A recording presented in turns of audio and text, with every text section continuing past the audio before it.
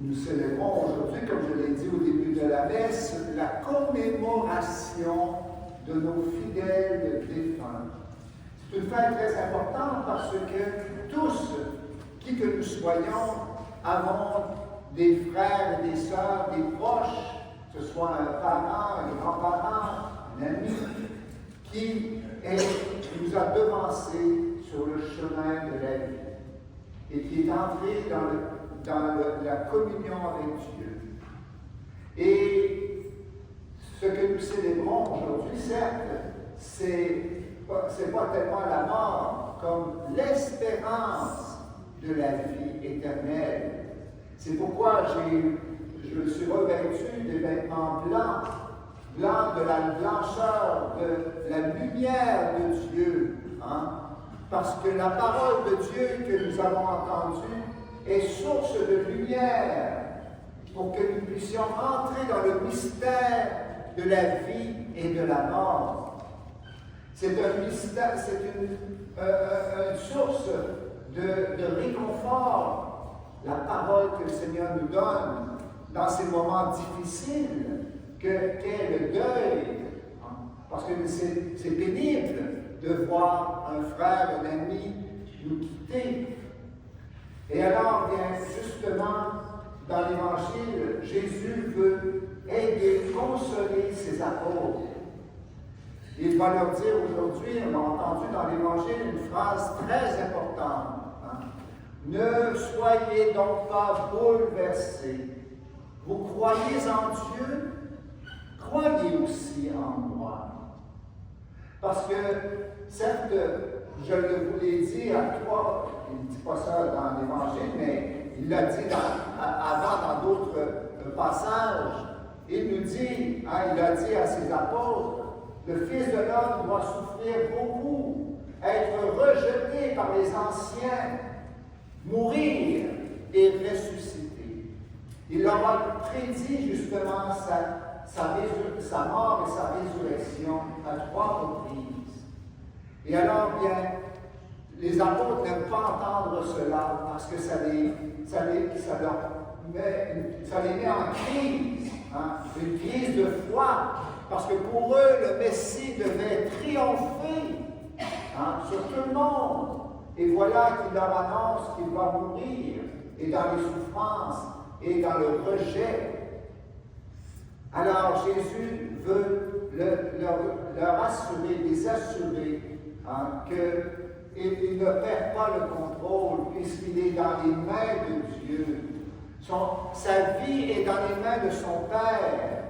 Et il dit à ses apôtres, ne paniquez pas face à la mort, ma mort, mais aussi votre mort et la mort de vos frères et de vos sœurs, car nous sommes dans les mains de notre Père. Et rien ne peut sortir de ses mains, parce que le Père nous aime et veut pour nous le meilleur, la vie éternelle. Et alors, bien, justement, cette pensée que nous sommes dans les mains de Dieu me fait penser à une histoire que j'ai lue dans le Reader's Digest il y a plusieurs années de cela. Je vous la partage ce matin, cette histoire. C'est un homme de cirque, un équilibriste, un acrobate, qui avait beaucoup d'ambition dans la vie. Il voulait inscrire son nom dans le livre des records Guinness. Alors, il a convoqué une conférence de presse sur le toit du plus haut édifice de New York, le gratte-ciel le plus élevé. Et là, sur la corniche, il voulait faire son numéro d'acrobatie. Et pour rendre son numéro plus périlleux, plus spectaculaire, il avait pris son petit garçon de 3 ans, qu'il faisait virevolter dans les airs à une distance incroyable. Et alors, à la fin de son numéro, tous les journalistes se sont regroupés autour de l'homme et de son fils. Et un des journalistes s'est penché vers le petit garçon de 3 ans et lui dit, « Mais toi, tu n'avais pas peur quand ton père te faisait virevolter dans les airs comme ça, c'est très haut aussi. Et le petit garçon, dans sa naïveté d'enfant, avait répondu, « Non, je n'ai pas peur. Mon père me tenait dans ses mains. » C'est beau, hein? Et si on pouvait avoir cette foi-là, nous aussi, hein?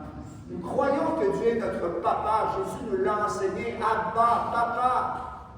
Si nous pouvions avoir cette confiance en son amour infini, Dieu ne peut pas nous laisser tomber. L'homme, l'acrobate, bien, il aurait pu faire une erreur, avoir un manque, et puis ça aurait fait une grande catastrophe. Mais Dieu est plus puissant que tous les humains ensemble. Et alors, nous devons nous abandonner entre ses mains. Et je réfléchissais à cette histoire, je me posais la question, mais qu'est-ce qui a fait que le petit garçon n'a pas eu de vertige durant le numéro? Et la réponse m'est venue spontanément. C'est parce que le petit garçon, il a fixé ses yeux sur son papa. Et tout le long, eh bien, il ne quittait pas des yeux. Pourquoi? Bien, parce que s'il avait regardé le vide, s'il avait regardé l'abîme, et bien là, peut-être qu'il aurait eu un vertige et aurait fait un faux mouvement et ça aurait été sa perte. Et nous, quand nous vivons un deuil d'un être cher, nous avons cette tentation de regarder la place vide de notre frère, de notre mari, de notre sœur, de notre épouse. Et en regardant sa place vide, eh bien là, monte en nous une grande tristesse. Et des gens qui ne sont pas capables de se détacher du monde, eh bien, ça fait qu'on s'enfonce peut-être progressivement dans le découragement, dans même on pourrait dire, dépressif. Hein? La mort nous rend dépressifs. Et justement, regarder notre Père dans la prière va être pour nous un remède, une force. Ça va nous aider à surmonter l'épreuve du deuil en sachant que Dieu, on n'est pas tout seul, mais Dieu est avec nous et qu'il nous aime. Et puis, vous savez, dans notre monde, eh bien, ce n'est pas facile de nous imaginer comment ça va être de l'autre côté de la mort. C'est un grand mystère, vous savez, hein? Qu'est-ce que la vie après la mort? Et c'est un peu la question, le sens de la question de l'apôtre Thomas. Hein? Il demande à Jésus, il dit à Jésus, Seigneur, nous ne savons même pas où tu vas. Comment pourrions-nous savoir le chemin? Et alors Jésus va lui dire cette phrase extraordinaire. Moi, je suis le chemin, la vérité et la vie. Qui va vers le Père, doit passer par moi. Alors, au fond, Jésus nous dit, voilà la raison pour laquelle vous me suivez comme disciple. C'est parce que j'ai le secret de la vie éternelle.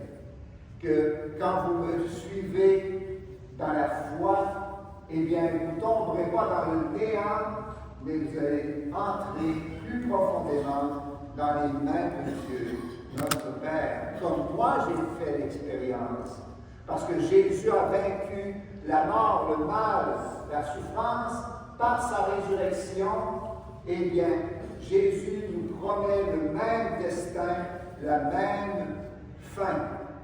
Alors, frères et sœurs, nous célébrons la vie aujourd'hui, pas la mort. C'est la vie éternelle à laquelle nous aspirons tous. Et nous aspirons justement à aller rejoindre nos parents, nos amis qui nous ont précédés, pour que nous formions ensemble une seule famille, un seul cœur, dans l'amour de Dieu, notre Père du ciel. Amen.